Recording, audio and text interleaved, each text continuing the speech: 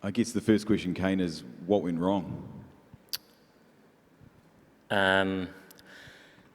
Very broad question, I suppose. We could be here a while.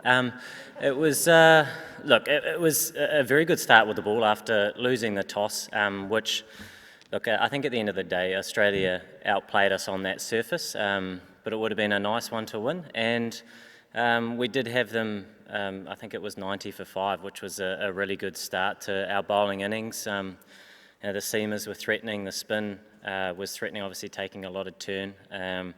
And I think that partnership between Khawaja and Carey was superb. I don't think anybody hit the ball well on that surface all day except for Carey, and they managed to put on 100, which certainly got them a very, very competitive total.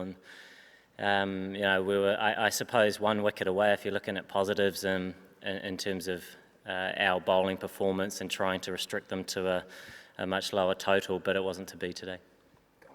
Kane, can you just explain the tactics around when you had them 90 odd for 5 and why you didn't bring back someone like Trent Boult?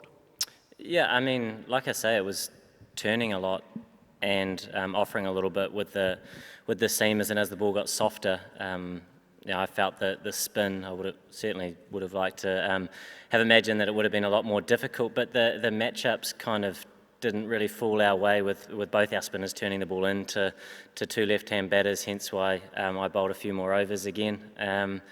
But once again, credit to the way that the Australian batters sort of fought hard to get them to a very good score really on that surface.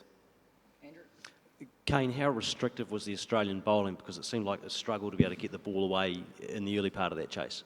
Yeah, they exploited the conditions beautifully well, and I suppose having played on the surface previously meant that they knew exactly what they were doing, and the tall lads hitting the wicket hard, and there was some variable bounce, and then naturally as the game went on, it started to take that turn that we all expected. So they bowled really, really well. I suppose if we're being critical, and we would have liked to have obviously taken that 6th wicket, which perhaps may have restricted them to below 200, and I'm sure it would have been a really tough battle. But once again, they outplayed us in all facets today, and it wasn't to be. And from our perspective, once again, it's another surface that's been really challenging and different to other ones, but we do need to move on really quickly to our next match, which we know will be different again. Kane, just an extension of that, I guess. The combination of Mitchell Starc and Pat Cummins, how formidable a threat is that in this World Cup?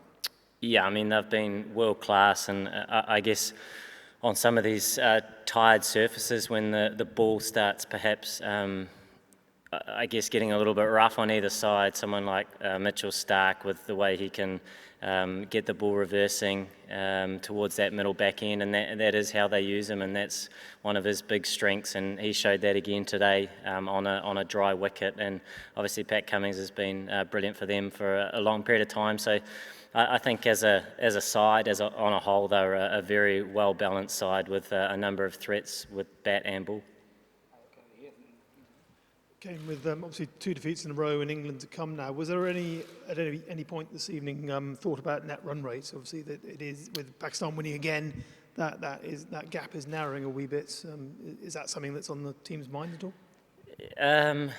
No, look, I think that's sort of one of those outcome things that if we are playing our best cricket, then the net run rate, perhaps the opportunity to win are all factors, and that's what we want to be focusing on. So when the game was slipping away, we did want to build a partnership.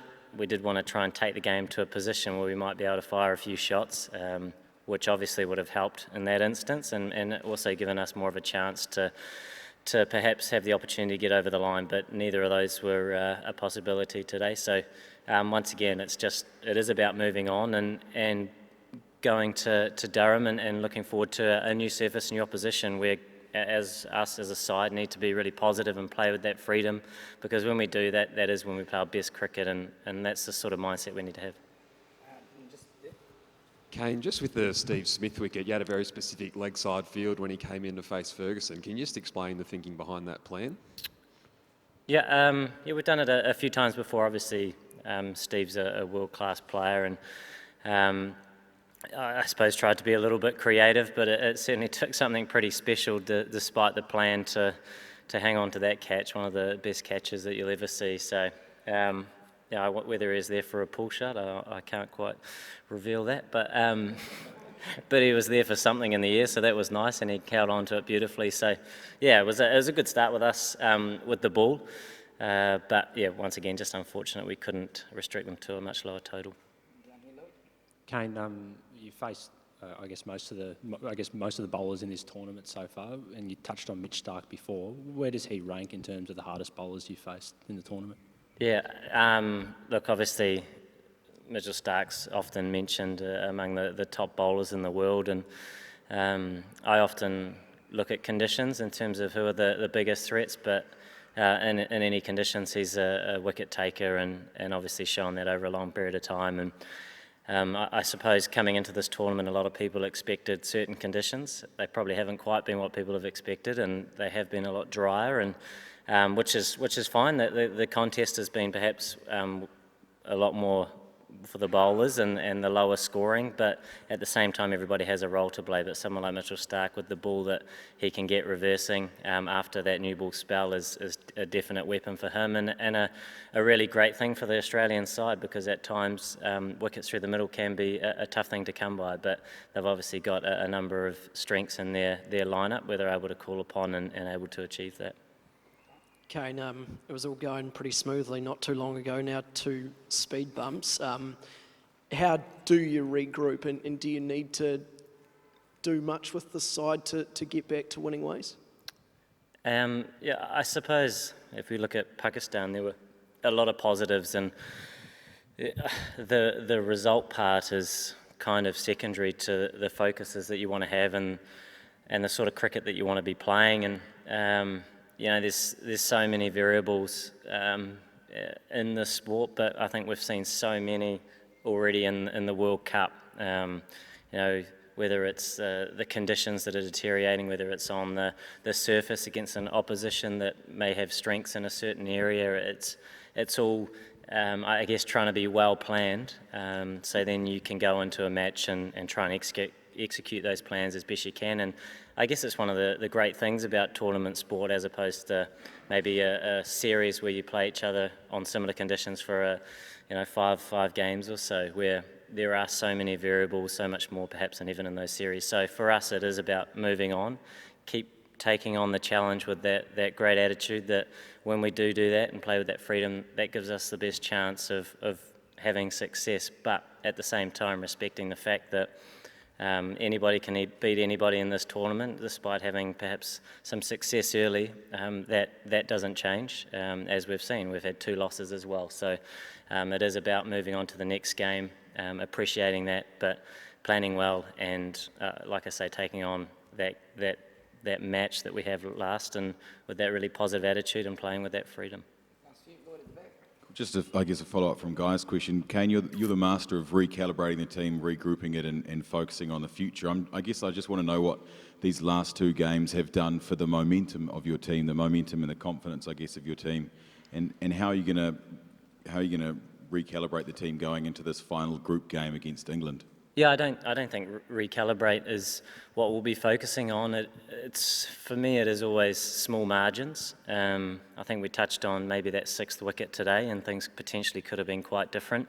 You get one partnership with the bat, much like they did in their first innings, things could be quite different again. So I guess rather than digging too deep, because often when you do, you're pretty much analysing something in the past, when in fact the challenge coming up can be quite different. So the challenge, I guess, is the fact that you perhaps have lost a couple, maybe there's a dent in momentum, but then at the end of the day, it is coming back to the cricket that we want to play, playing with those smarts. I think cricket smarts throughout this tournament has been perhaps the most important thing, even perhaps more than something like the word freedom, which everybody wants to be able to achieve day in, day out. But on these surfaces that have varied a bit, which has been great viewing, and but you do need to be smart and adapt really quickly on them to give yourselves the best chance of success. Hey, Kane. couple of good moments with the ball. Lockie Ferguson took 2 wickets up front, and he looks like he's bowling with good heat. And obviously Trent Bolt with that hat trick at the end. Can we just get a quick word on both those performances? Yeah, Lockie's been outstanding throughout this whole tournament for us, and I guess, you know, he's got the ability to pick up wickets at any stage of the innings, so it's a really good weapon for us, and same with someone like Trent. So, I mean, it's always pretty special moment when you can get a hat trick, regardless of when and where. But both of those two have been big performers for us for a long period of time, and you know, it's important that they both freshen up and look forward to the next challenge ahead against England. And last one to go. Do you want to pass it back, guys? Just on a positive note, what was your reaction when Martin grabbed that catch? Could you believe it? Pretty pleased. That was an epic catch, wasn't it? So, yeah, I guess he had a couple of practices at some toughies, and then he took the third one, didn't he, which was good.